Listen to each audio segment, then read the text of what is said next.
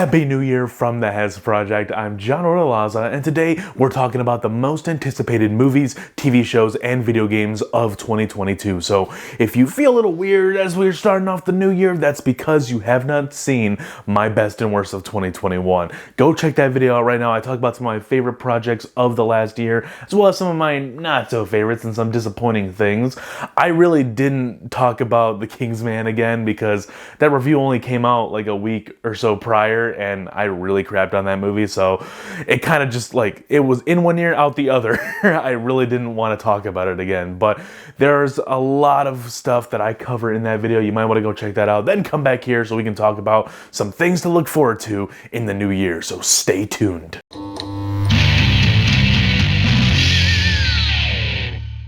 Let's start off the list with some video games because I'm a big gamer. I like to game in my downtime though. I have shined away from making video game reviews because I just haven't really played any new games in the year 2021.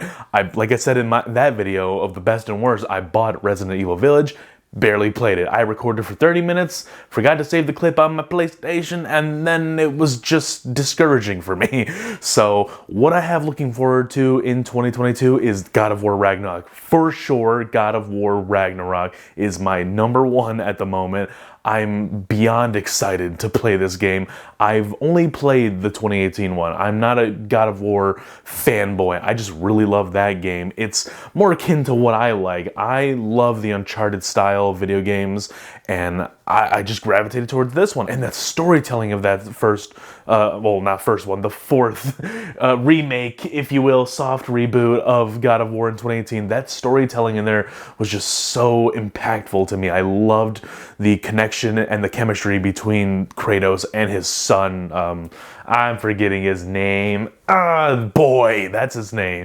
So I'm excited to see where this story takes them into the sequel game, because if you played that game and you know what happens at the end, the reveal, man. I would love to see where that goes and how that plays out. There's also a couple games that were announced a while ago. Avatar Frontiers, I believe it was called, and Hogwarts Legacy.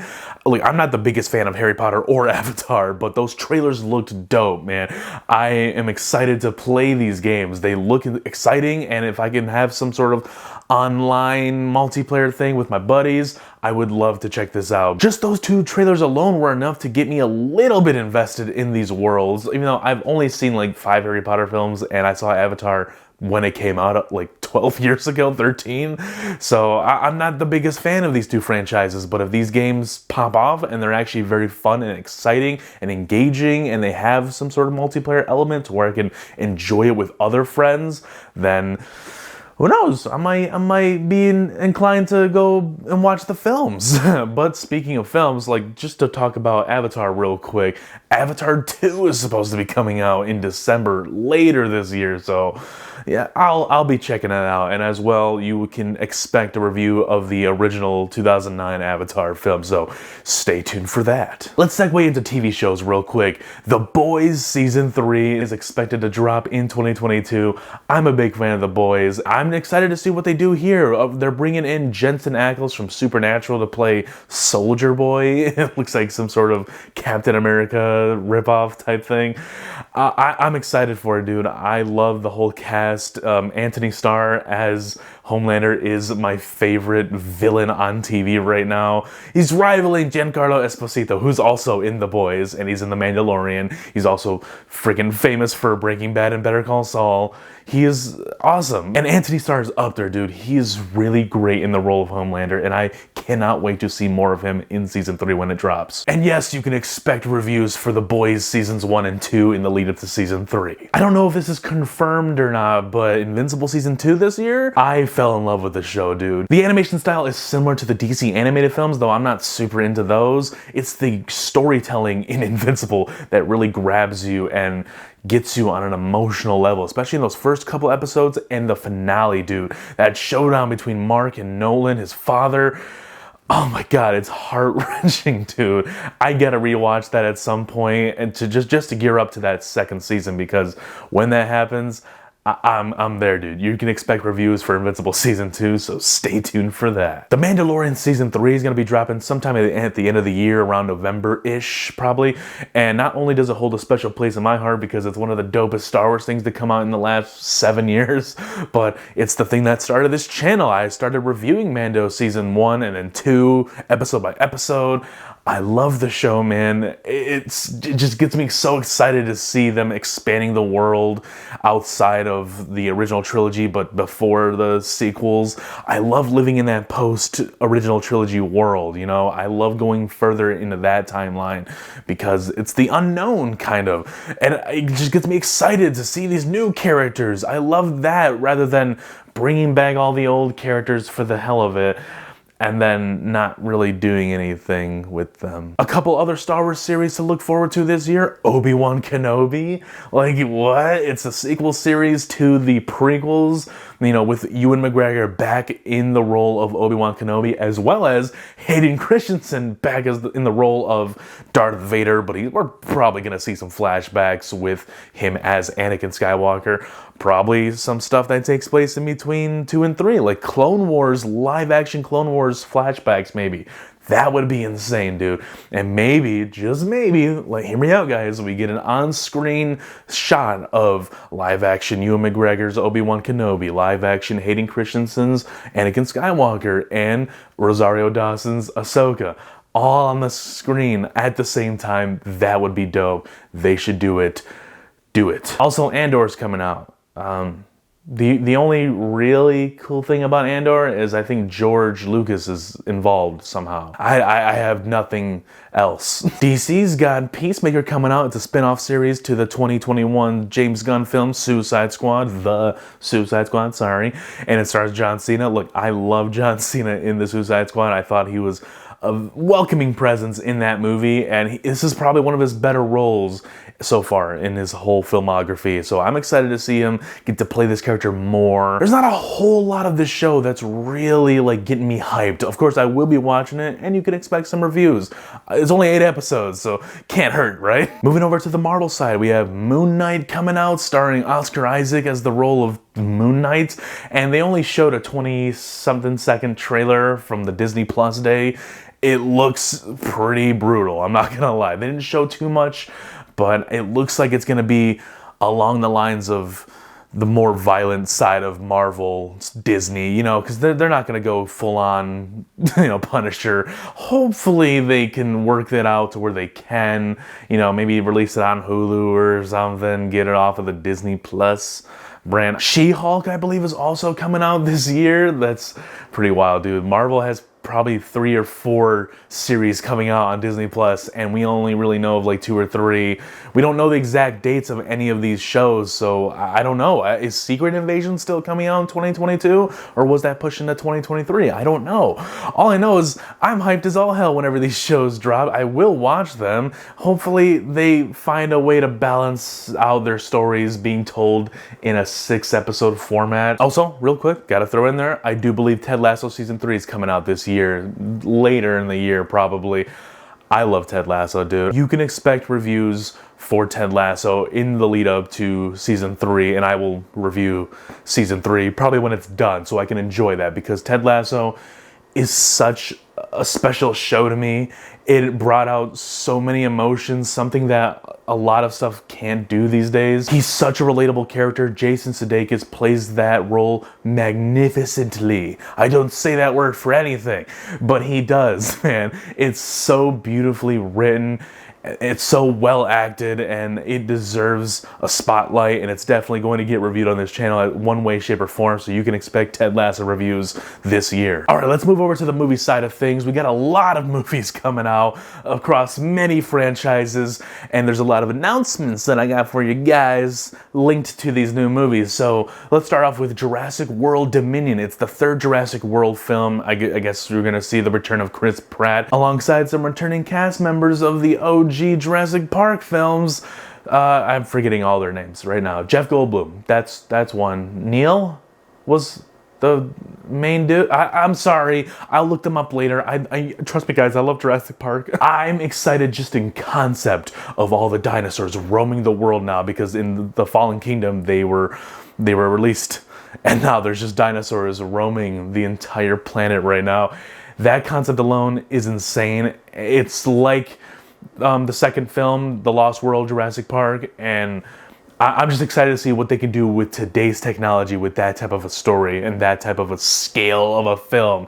So you can expect reviews not only for the Jurassic World films leading up to Jurassic World Dominion, but I will be reviewing the Jurassic Park trilogy. So stay tuned for those reviews, guys. We also have Lightyear. It's a new Pixar film starring Chris Evans as the role of Buzz Lightyear, but it's not the toy. No, it's the character of Buzz Lightyear. He is getting his own origin story, and it's in the style of a Pixar film with their beautiful animation, but it's a space epic. It looks amazing. Dude, I fanboyed out so hard in that reaction I did of the Lightyear trailer, and I'm so happy that this exists. I will be reviewing it, and you guys can expect reviews for the Toy Story films 1 through 4 in the lead up to Lightyear, because I'm excited as all hell. Dragon Ball Super Superhero is going to be like the 4th or 3rd Super film, and it looks interesting. It's going to be this all 3D animated film. It's not the standard, the classic 2D style that Dragon Ball is known and loved for. The animation doesn't look terrible. There's a little teaser out somewhere on the internet, so it looks good, and you guys can expect review for that and the other Super films, Resurrection F, Battle of Gods, and Broly. DC's got quite a lineup of films coming out this year. They have Aquaman 2, or Aquaman and the Lost Kingdom. Don't really care for that title. It sounds so generic to me at this point. Nonetheless, I had a lot of fun with that first Aquaman film. Jason Momoa is great in the role. He's great in how Zack Snyder directs him, and he's great in how James Wan directs him. So I am kind of excited for it. It's a fun action movie, that 2018 one, and you can expect a review for that in the lead up to Aquaman and the Lost Kingdom. Dwayne "The Rock" Johnson is coming to the DC Universe with a bang. He's coming in to play Black Adam in his own solo film. Now, that trailer looked dope. At most, the action's gonna be great, but if he's playing Dwayne for the whole thing, I don't know how I'm gonna feel about that. But I'm excited for it. It looks like a fun time, and hopefully this movie hits it. The Flash is coming at the end of the year. We also have a new Supergirl coming into the film. I think a new Black Canary and a new Batgirl might be introduced into this film, as well as the return of Michael Keaton as Batman, his OG Batman from the 1989 film. This is also said to be Ben Affleck's last appearance as the Batman, the big brooding bat flick, which is unfortunate because I think he's one of the best on-screen Batmans we've seen in a long time, but I'm just a little skeptical on it, that's all. So you guys can expect a review for that. I'm not reviewing the Flash TV show in the lead up to this. That's just too much work for me. Last but not least for DC, we have The Batman, Matt Reeves' directed film of The Batman starring Robert Pattinson.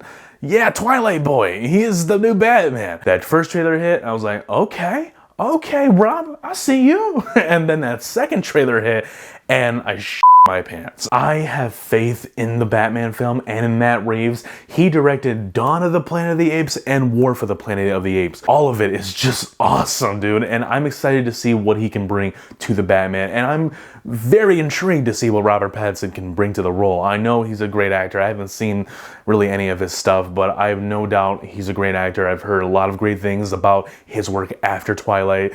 Maybe I'll review some stuff of his, or at least watch some stuff of his in my downtime. But all I can say for you guys is you can expect reviews for Batman films. I'm talking about from 1989's Michael Keaton Batman, directed by Tim Burton. It's coming to the channel, dude, as well as Batman Returns, Batman Forever, Batman and Robin, The Dark Knight trilogy. Yeah, as well as I'm going to tack on Batman The Dark Knight Returns. It is a part 1 and part 2 animated film. I'm going to be reviewing it all together because there's a deluxe version. So you can expect all of those reviews. There's 8 Batman movie reviews coming in the lead up to the Batman starring Robert Pattinson. So there is a lot of Bat content coming up until March. So stay tuned, guys. All right, are we done here? Oh, Marvel has stuff coming out more? Okay. Alright, so we have Doctor Strange in the Multiverse of Madness. So this is going to be more along the lines of what we saw in Spider-Man No Way Home. multiverse madness, you know, some crazy cameos probably. I'm not gonna dive deep into rumors and speculation right now. All I'm gonna say is I'm excited to check this film out, and you can expect a review for the 2016 Doctor Strange film in the lead up to that. And then we have Thor: Love and Thunder. This is the second Taika Waititi directed film. He's directed Thor 4 with Chris Hemsworth coming back as Thor, as well as Natalie Portman reprising her role as Jane Foster, but also becoming female Thor, Thorlina. I'm all there for it. I would love to see her back in the universe, and I would love to see what Taika Waititi can do with Jane becoming female Thor. Like, that just in concept sounds kind of ridiculous and wild. In the lead up to Thor: Love and Thunder, yes, you can expect reviews for Thor the Dark World, and then Thor Ragnarok. And last but not least, we do have Spider-Man Across the Spider-Verse Part 1.